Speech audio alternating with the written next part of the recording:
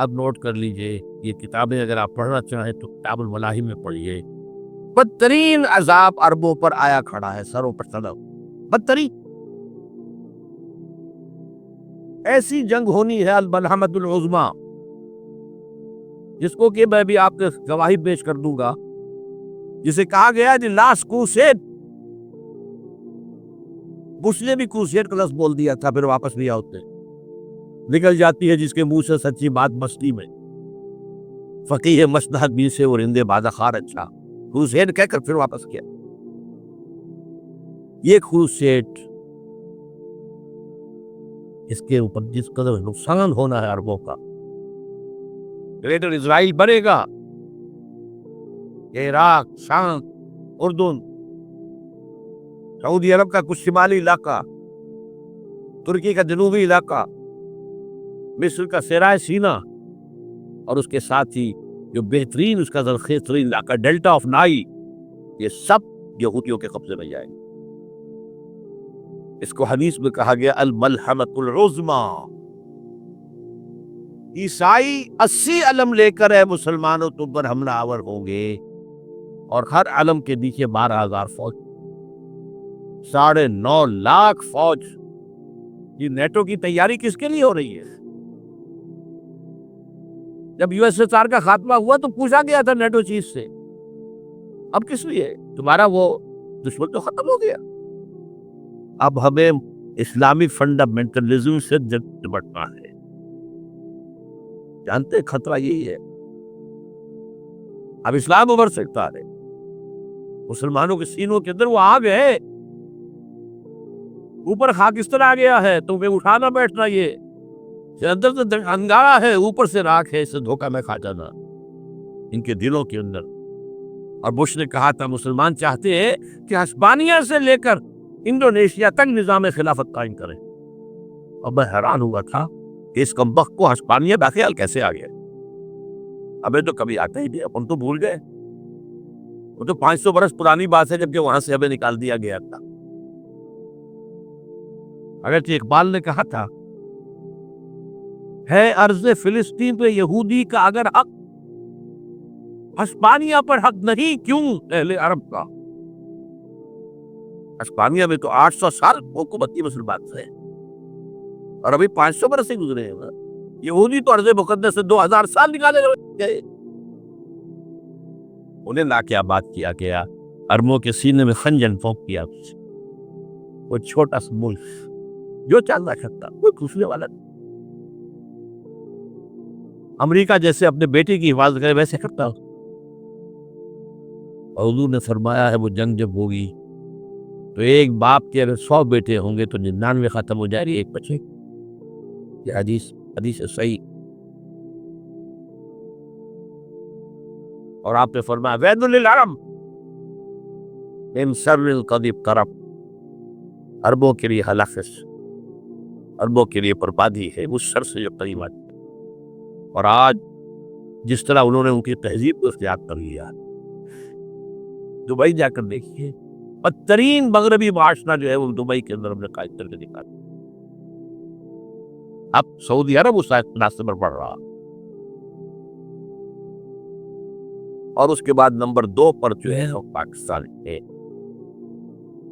لیکن میں اس کے پہلی بات جو کہہ رہا ہوں وہ یقینی ہے، اس میں 2 احادیث صحیح آمد،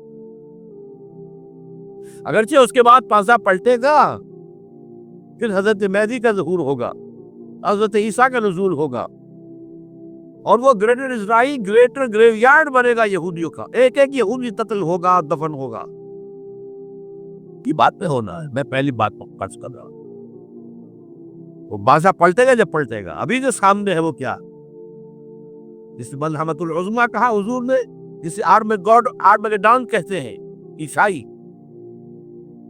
آرمگیڈون کی اگر کہیں جا کر آپ دیکھیں گے، آپ ڈکشنری میں مانی کیا لکھا ہے، a very big war which will be fought between the forces of evil and good before the end of this world۔ اس دنیا کے خاتمے سے پہلے خیر اور شر کی قوتوں کے درمیان بہت بڑی جنگ ہوگی۔ ارمجدون اسے کہتے ہیں عربی میں، اور آرمگیڈون اسے کہتے ہیں انگریزی۔ اور یہ بائبل کی آخری کتاب کے اندر جو اس میں کہ مکاشفات یوحنا، ریولیشنز آف سینٹ جان، یہ تو میں کہہ رہا ہوں یقین کے ساتھ، اور زیادہ دور نہیں آیا چاہتا، اس لیے کہ یہودیوں کا اور عیسائی جو کنزرویٹیوز ہیں، نیو کنزرویٹیوز، ان کا 5 نکاتی ایجنڈا ہے متفق علیہ، جس کے تحت یہ جنگ صلیبی شروع کی ہے۔ تو سن لیجیے آپ، آرمیگیڈون نمبر 1، گریٹر اسرائیل قائم ہو جانا اس کے نتیجے میں نمبر 2، مسجد اقصی اور قبۃ الصخرہ کو گرانا نمبر 3، وہاں تھرڈ ٹیمپل، وہ مسجد جو حضرت سلیمان نے بنائی تھی 1000 قبل مسیح میں، پھر بربادگی تھی نبوکدنضر نے، دوبارہ بنائی گئی، پھر دوبارہ ختم ہوئی 70 عیسوی اور تک گری پڑی ہے۔ ان کا خانہ کعبہ گرا ہوا ہے 70 عیسوی سے لے کر آج تک۔ ایک دیوار ہے ویلنگ وال، جہاں جاتے ہیں، روتے ہیں، پیستے ہیں باتوں کر سے، وہاں وہ بنے گا تھرڈ ٹیمپل۔ اور نمبر 4، اس میں لا کر رکھا جائے گا تخت حضرت داؤد کا۔ یہ تخت کہاں ہے اس وقت؟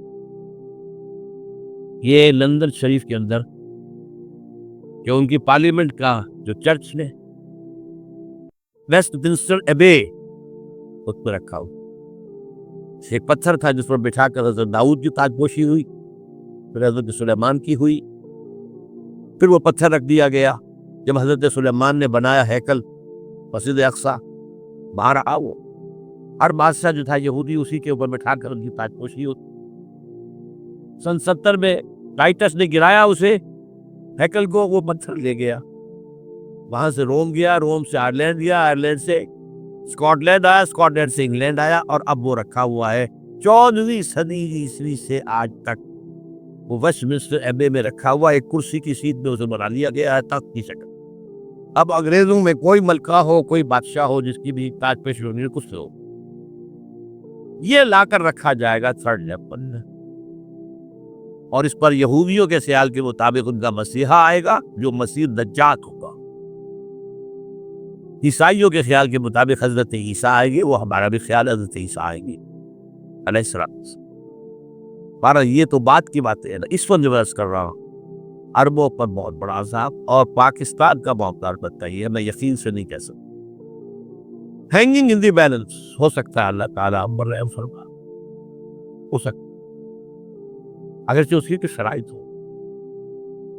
چمن کے مالک اگر بنا لے موافق اپنا شعار، اب بھی چمن میں آ سکتی ہے پلٹ کر چمن سے روٹھی بہار، اب ہو سکتا، اور یہ بھی ہو سکتا ہے کہ اللہ تعالیٰ نے موجودانہ طور پر ہمیں ملک دیا، ہم نے اللہ سے بدعہدی کی، وعدہ خلافی کی، غداری کی، لہذا سزا دی جائے اور ہم سے یہ ملک چھین کیا جائے۔ It's just possible۔ دور تسم نہیں، انہونی بات تسم، جو گھیراؤ ہو رہا ہے آپ کے مغرب میں نیٹو فورسز اور مشرق میں بھارت فورسز، بھارتی فورسز گدھوں کی طرح بیٹھے ہوئے انتظار کر رہے ہیں پاکستان اور ڈسٹیبلائز ہو جائے یا اور بدامنی ہو جائے۔ اب لاہور میں پھر آج دھماکے ہو گئے ہیں، 2 دن پہلے کا دھماکہ میں سہ کے آیا ہوا ہوں، آپ کے کام میں بیٹھ رہا ہوں، وہ جانے بچی ہیں جو ہماری اکیڈمی کا حشر ہوا، میں آپ کو نہیں بتا سکتے۔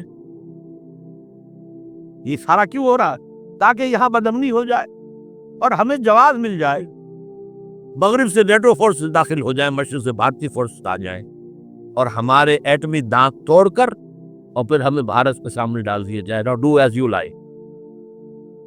یہ ان کا نقشہ ہے، ہوگا کیا وہ اللہ چاہتا، ہوگا وہ جو اللہ چاہے۔